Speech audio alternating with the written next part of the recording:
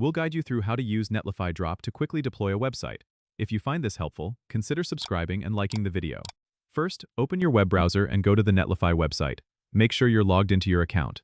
If you don't have one, you'll need to sign up first. It's quick and easy. Once you're logged in, you'll find yourself on the dashboard. From here, it's super simple. Look for the Sites tab at the top of the page and click on it. You'll see a big green button that says New Site from Git. But for Netlify Drop, what you need is to simply drag and drop your site folder.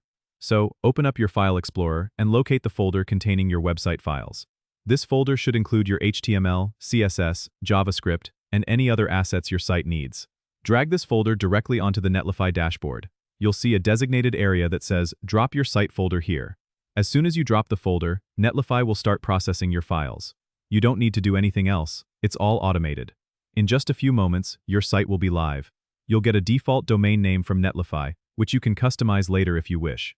You'll also see a link that takes you directly to your new live site. It's as simple as that. Using Netlify Drop is a fantastic way to deploy static sites quickly without dealing with complex setups. Don't forget you can manage your site settings and see visitor analytics directly from the Netlify dashboard. If you need to update your site, just drag and drop the updated folder again, and Netlify will handle the rest. Don't forget to subscribe and comment if this helped you out.